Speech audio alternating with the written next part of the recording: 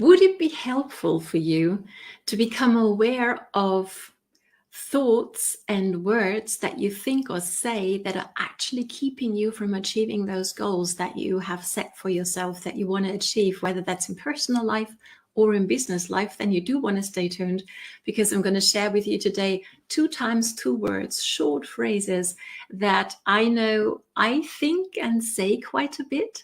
And I am in the process of changing and transforming and shifting.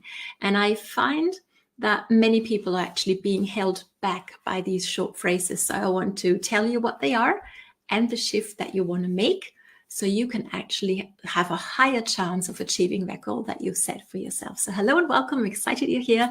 In case we haven't met before, my name is Katrin from bloomwithkatrin.com, and I'm coming live to you from the beautiful Bavarian forest over here in Germany. Now, as you're joining me live or later on the replay, don't be shy, say hi, let me know where you're tuning in from. I love being able to circle back around and have a little conversation with you here. Okay, and I love helping serious networkers like yourself create traction, leverage, and flow for yourself and for your team through modern social marketing strategies. And all of them are important to understand, and make sure that you follow this page so you're not missing out on any of those tips. But here's what I find, and what I see in myself and what I see in coaching clients as well, is that we can learn all the most powerful strategies, but if we're really holding ourselves back up here with what we have going on between our 2 ears, it's not really going to work. Okay, so let's talk about this. And if you have an idea what words you might be saying or thinking that you can feel are holding you back from achieving your goals, drop them down below. I'd be curious to see what you come up with. Here are the 2 times 2 words, those 2 short phrases that I find I say and think quite a bit, and that I'm in the process of shifting. Okay, and if you want to, you can shift it with me today. Okay, so let's dive on in. Number 1 is if only. ...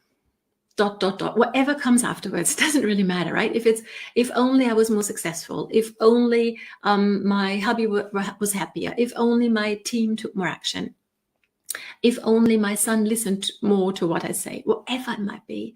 When your phrase, your sentence, your thought starts with if only, you're not in a position of power where you can actually feel that you can make a change. Would you agree? Okay, so that's number 1, if only. Write it down, drop it down below so others can see it, but write it down for yourself as well. Okay, so you can remember it. If only. Second one is I wish. Right? I wish ABC hadn't happened. I wish ABC was different. I wish people were more positive on social media, right? I wish my team were more active. I wish whatever, right? So if only and I wish are the 2 short sentences that we're going to shift today, because here's what happens when you continue saying them and when you continue thinking them. Okay, ready? They will keep us feeling disempowered, like the victim of the situation, and literally stuck, because it means that we're expecting from other people to make the change that we're looking for. Okay, or we are waiting on others to do something so we might achieve our goal. Okay, that's not a place of power. That's not a position of, hey, I can make a change happen here, right? I hope you can feel that. Drop it down below if it makes sense, right? Or we go ahead and demand of others to change something. Now, easy example, in our family, my hubby does the shopping, and I love him for doing that, right? And he sometimes, especially around this time of year when we're moving into winter, right, he tends to buy, shall I say, unhealthy snacks quite a bit, okay? And I don't like that, because I know for a fact that when they are at home, when I know they're in the cupboard, that's where I'm headed quite often, you know. So let me know whether you can relate to that. So what I might do is, or what I used to do, is I would speak to him, like demanding of him, like bossing him, really, telling him, hey, don't buy that stuff, right? You go ahead and shop more healthy food for us, for our family, for our son, right? So I'm kind of like bossing him around. I'm expecting him to go first. Makes sense? So I'm not in a position of power. I'm pleading. I mean, like I can be very powerful in the demand, but at the end of the day, I'm the victim. Okay, he's the one who makes the call. He's the one who goes first. He chooses what is to be shopped, right? And here's the shift. Or rather, I can make him do it, but it's going to take a lot of energy from my part, and it's going to bring us way less joy in our family life, right? If I continually have to remind him of not doing the unhealthy shopping, okay? So here's the shift. Instead of expecting him to make the change and literally handing my power over to him, hoping or demanding in whichever energy, right? I could go back to myself and say, well, what might I do?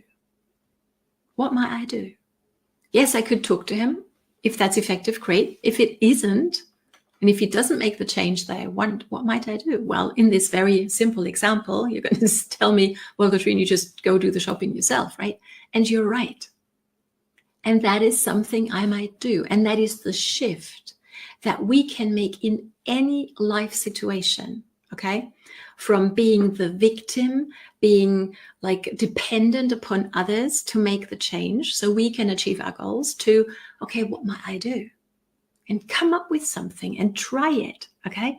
I find already only that thought and that comprehension and that realization that I'm the person who can go first is going to make such a difference, okay, in our energy.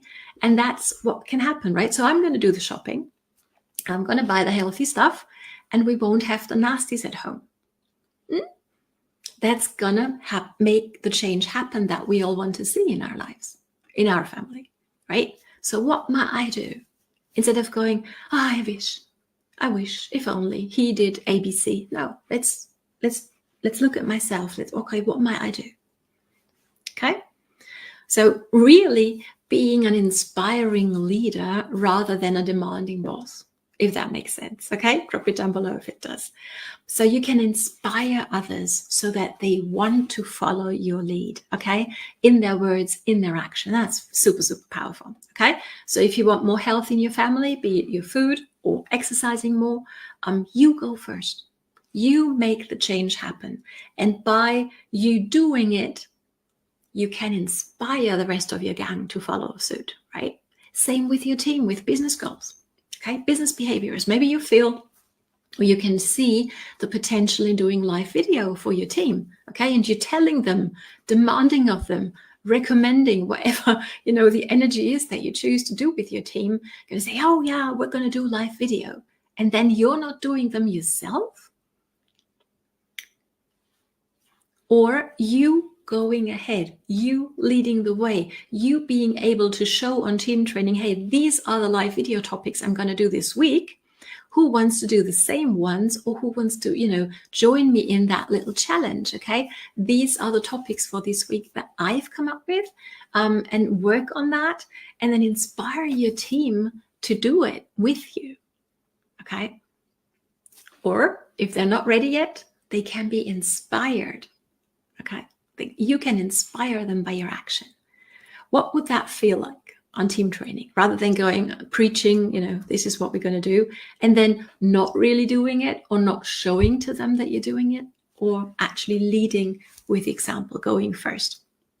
Okay, same thing, of course, in relationship behaviors as well. Okay, so I hope this makes sense. I hope this is valuable. If it is, please drop your main ahas always underneath this training episode, because then your name goes onto this green list down, but not down below, but back over here, okay? And on the last Saturday of the month, I always give away one free coaching session, okay? I hope it's going to be you.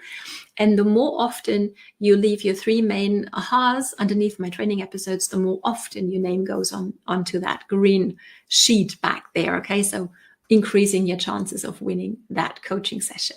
So look for, whenever you're thinking, if only, look for those I wish moments in your life. And I hope you're going to remember this, okay? That you can make the change happen. You can shift your focus from being a demanding boss or a pleading, please do this for me, right? To coming, really owning your power, owning your responsibility as well, right?